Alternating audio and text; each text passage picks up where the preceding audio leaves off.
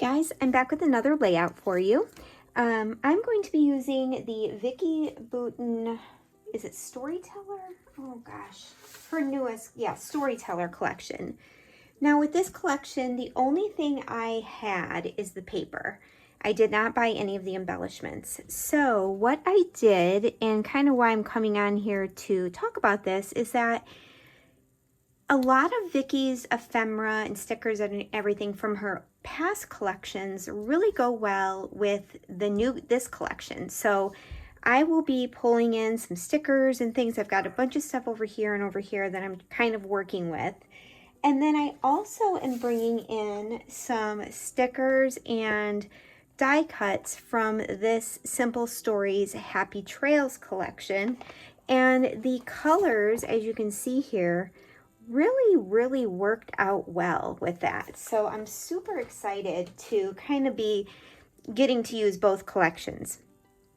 My inspiration came from this piece of scrap paper that I had with my with all my papers, and I decided, okay, I like this. And then there was the cut apart sheet that had all of the tags on it. Now there were not enough tags because once you cut them down, there wasn't enough for each color. But what I decided to do is I used some of the pattern paper and I made some of my own tags, but I'm going to kind of put this together sort of like this. Not exactly this, but I'm going to line up the tags, have them coming down from this strip, and then here are my two photos. So these photos are of myself and my cousins, and oh my goodness, I don't know what year this is. I'm gonna have to ask my mom. It's gotta be in the probably early 80s maybe. But these were pictures of us at Starved Rock State Park, which was near our home in Illinois, and just some really fun pictures that I wanted to put into my like my childhood album. So I will get you going on fast forward, and you can see how I merge these two collections into one and how this layout comes together. I hope you enjoy. I would love for you to hit that subscribe button if you're not already a subscriber, and leave me a comment and let me know if you like to mix collections up, or are you one who typically sticks with, you know, just one collection and that's it. I mean, I do both. Sometimes I'll just do one collection, but my favorite thing to do is to mix collections, and I'm super happy and get really excited when it does work out. All right, here we go. All right, now I'm going to start putting this layout together, and it really does go pretty quickly. My main thing here is just kind of balancing all of my clusters, and I'll kind of talk about how I do that throughout the video. But when I cut the notebook edge of that striped paper, there was left over that tiny little strip, so I thought that would be perfect to use at the top of the layout to kind of, you know, give the eye something to stop at. So I really loved that.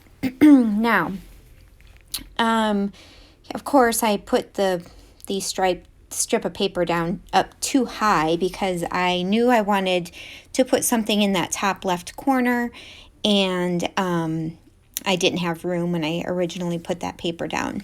But here's all the tags. I did make separate hole reinforcers for all the tags using papers from that same collection.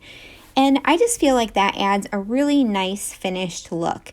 Even if a tag already has like a built-in reinforcer that's part of the paper, I still like to make my own reinforcer because it just makes it look more real. I don't know if that makes sense to anyone, but I like the layered up look, even though from afar you can't really tell, but close up when you're looking in the book, I just really like how that looks. So here I am layering up all of those tags, and I love I just love how this is going to come together. And this Simple Stories collection, I was so surprised at how nicely the embellishments worked with the collection. The colors were just perfect. The tones of the colors really worked out, and I just love how it all came together. So I'm going to, I didn't cut down these photos or anything. They are original photos, most likely 3x5. And I think it was before they even did 4x6 photos back then. And my embellishment clusters are going to be, I'm going to have two main clusters on either side of the layout. And I like that because it stops your eye from moving off the page either to the left or the right. Then I have this cluster at the top that's going to stop your page from moving off the page up above. And then below, I will have some other things there that will do the same, like this little field journal ephemera piece. I'm going to do my journaling on this. And so I decided, because I knew I was going to have my title over to the right, that I would do that, my goodness, that field journal ephemera to the left. And then as a part of the cut-aparts that was with the tags, there was this paper that looked like a ruler strip. So I decided to go ahead and use that just for another layer.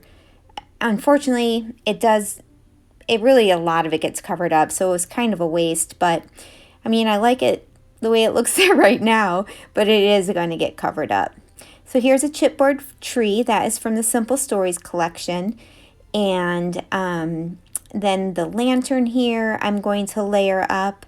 And I really love, when I'm doing embellishment clusters, if I have a chipboard piece, I almost always want to have something that I'm layering that over. So a flat piece of ephemera to be my base. And then once I have my base and I have my layering piece, then I move on to the smaller embellishments, which you'll see me add to that area shortly. There was this number 5 in the Vickie Boutin sticker book, and I struggle with using numbers, but so I thought, well, I could use the 5 here because there's 5 of us, and I thought that would be really fun. And so I went ahead and stuck that on that red tag. And then there was this really cute moose. Now, I don't know where I would ever use this, on a page, but for the fact that we are outdoors, we're exploring, no, there are no moose at Starved Rock State Park, but I really felt that it still told the story. It's kind of childlike, and we are children, so I'm really happy that I got to use that, and that was a chipboard piece as well. There's a little camera from the Vickie Boutin chipboard that I'm just going to tuck under the tree there. And that's what I was talking about for like little pieces. Here's what I'm talking about as far as wanting my chipboard to lay over something else. And that moose was awfully just lonely over there. So I brought in that tab sticker, which was kind of that blue color that I could bring over to that side. And then in the center of it, I used one of her puffy stickers that just says, "This happened." So I was really struggling with that cluster because the moose did take up quite a bit of the space over there, and I didn't want it there alone. And when I cluster, I don't want to have just 2 items. So that was causing me problems. So now I had 2 things there. And I was like, what am I going to do to add on to this? And you'll see what I come up with here in a bit. I'm laying down those 2 chipboard pieces that said, "We had such a good time and we were made for this." And I think that might have been from Vickie Boutin as well. So let's see, what else am I doing? Oh, I think I had to add extra glue to that. So that's what I was doing there. And then you'll see under the field review, I added that chipboard sticker that says memories. And I did that because I didn't like that the field review or field guide ephemera was just kind of floating there on its own. So I wanted to give it something that would, number one, bring it a little bit closer to that cluster, and two, just give it a little more visual weight with something else. So I used that chipboard piece. Here I find a butterfly sticker, and I added that to that right cluster. And I mean, you can see how fast this came together. Then I was like, I feel like I could still add something more, and I saw that like boot, and I thought, oh, that could be tucked under the field note. But then I found this chipboard that says take a hike, and that is what we were doing. We were taking a hike, so I thought that was really appropriate for that page. And I scattered around a few other little puffy stickers in each of the clusters, and now I am adding my new favorite color of Nuvo drops. This is the best green color, you guys. It's called Metallic Bottle Green. Now, it is not super metallic, but this one in particular makes the best circles, like the best.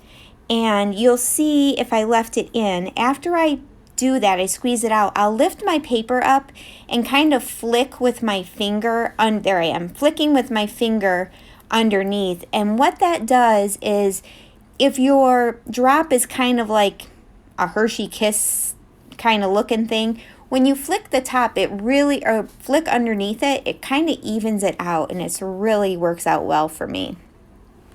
So here is my layout. I'm really loving how it turned out.